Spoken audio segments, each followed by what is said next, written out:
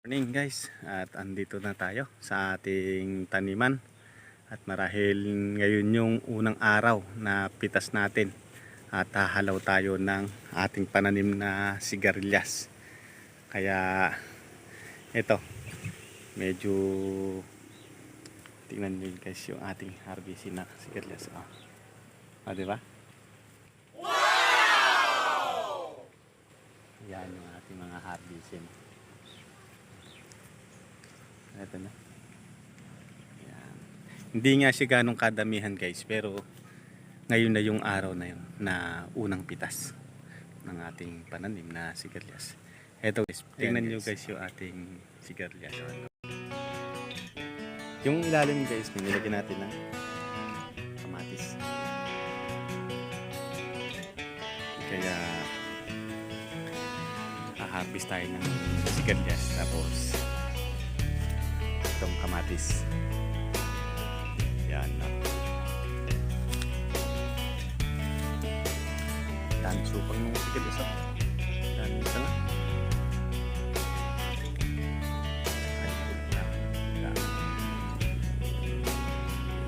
Ayos na ang dahon.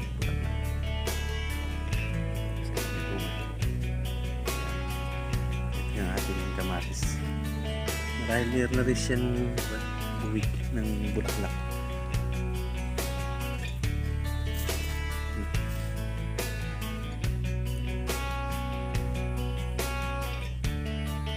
So paano guys, tara magtapos na tayo at para tayo ay makatapos agad at meron naman tayo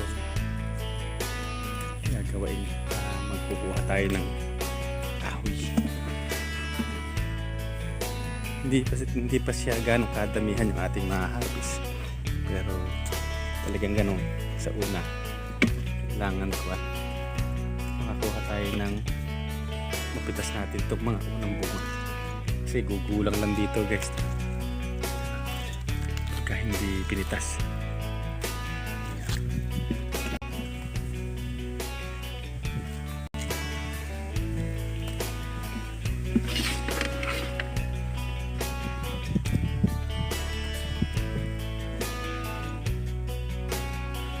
Supang yung bunga hindi pa itong mga ganito kalaki yung nasa makalawa pa yan.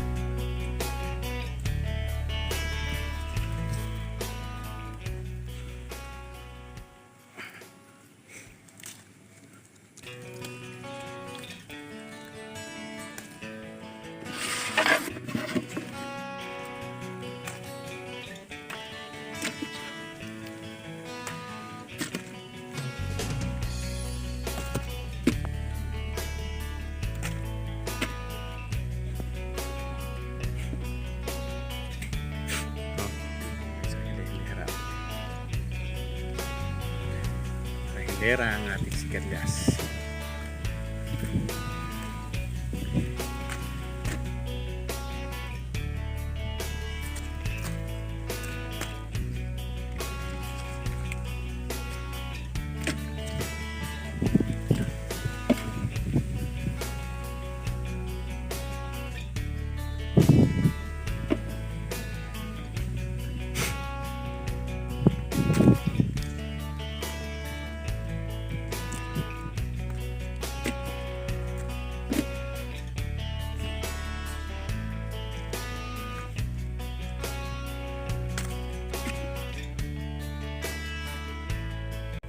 Guys, yung kamatis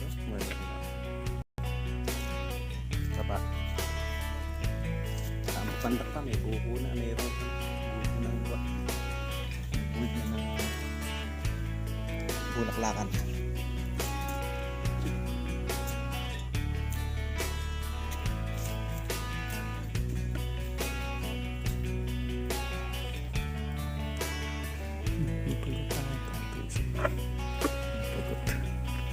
Mundo.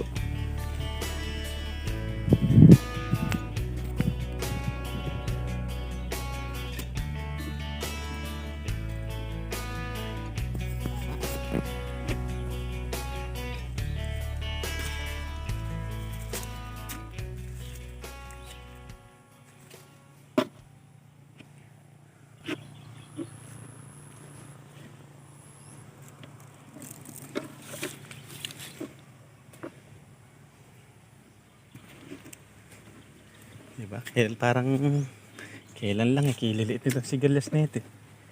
Itong ating tanim na sigarilyas. Ngayon malalaki na.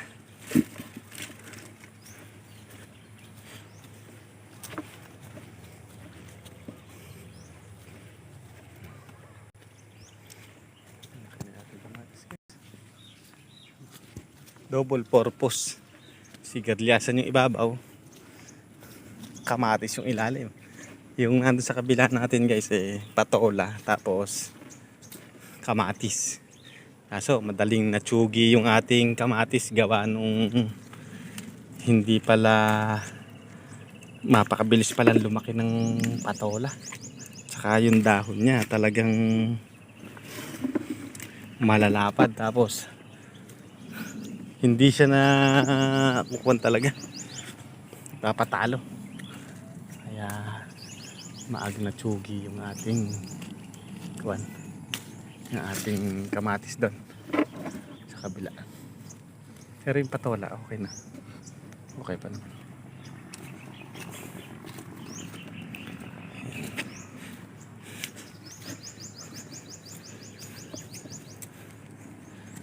Ewan ko lang itong tanim natin kamatis na ito kung ano naman ang magiging lagay nito dahil sa dito natin nga isinyalo. Hinalo natin sa sigarilyas.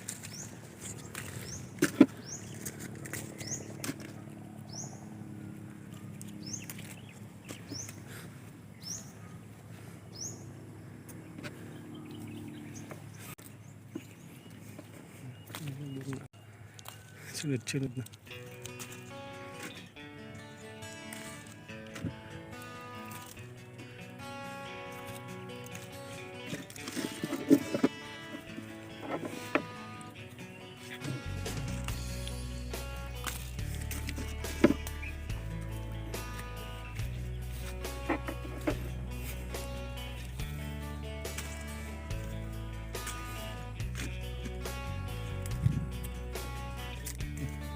Yan naman guys to. Bugkol-bugkol. Yan lang, hindi siya ganong kahabaan. Native yata itong nabili kung buto native. Ito yata yung native magpinhi. Pero napakarami bunga. Yung isang puno lang. Meron 15 piraso rin nakuha natin. Nakuha natin bunga.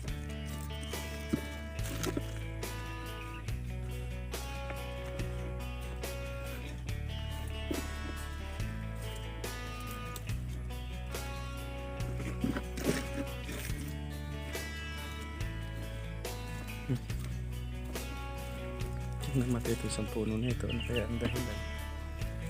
Ito. Nabang ito. Nabunot eh.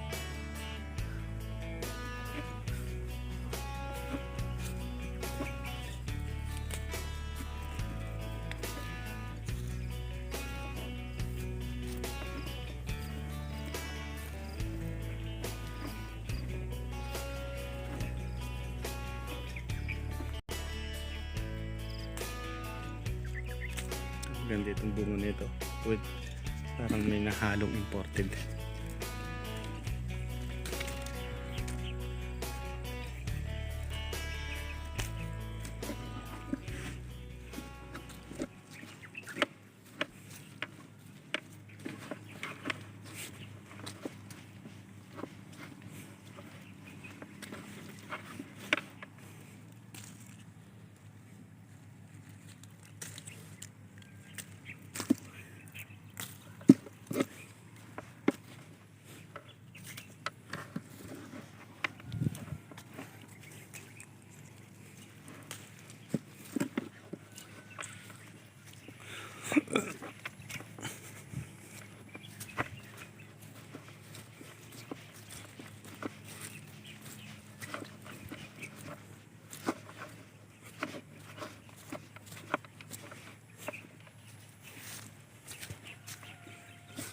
Yun.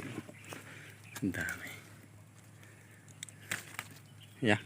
Tanggal na bungahan. Anong pipita sa susunod. Sumama na pati yung kwan. Lagay ng bulaklak. Naloko na.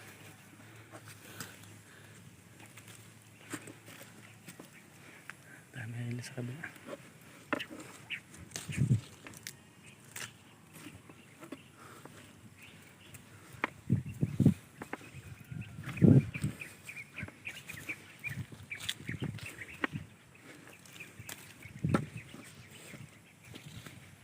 Ito, dami oh.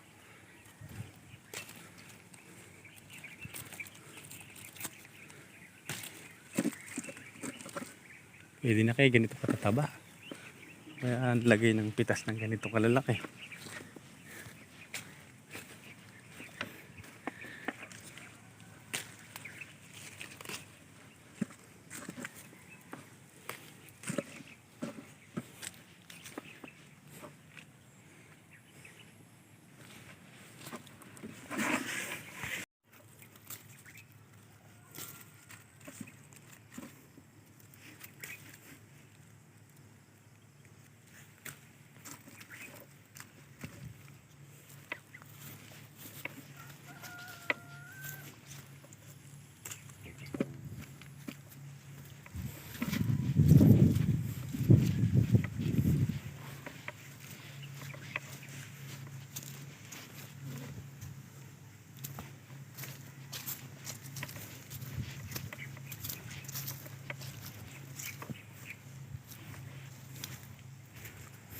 Putin.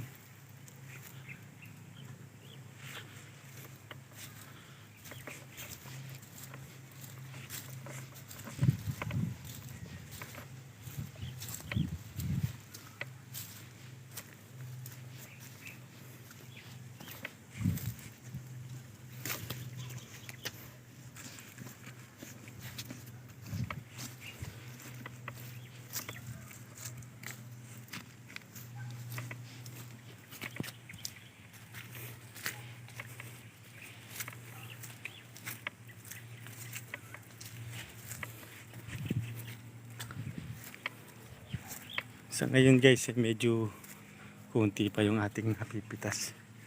Kasi alam na, ito nga yung unang harvest natin. Pero pag bumunga na yung mga supang na yan, no?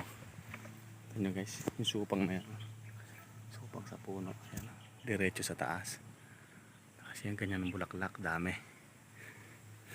Alam na, bandil-bandil na naman yan. Yan.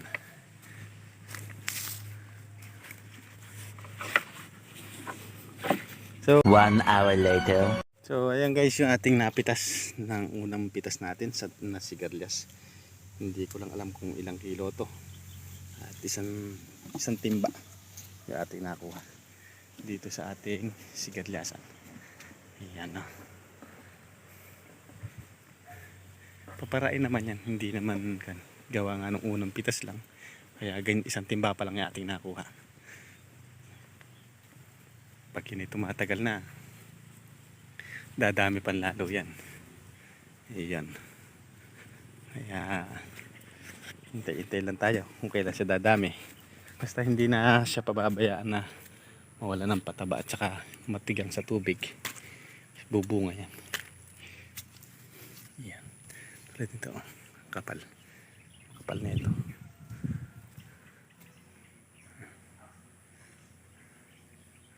Ayun.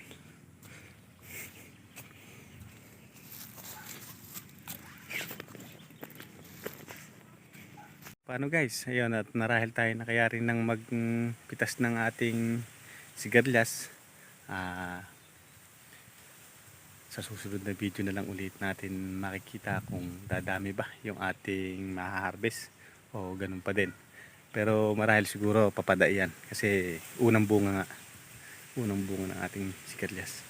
So paano? Maraming salamat sa inyong lahat na walang sawang sumusuporta sa aking munting YouTube channel at sana'y mas lumago pa ang ating channel. Maraming thank you po sa inyong lahat at magandang umaga po.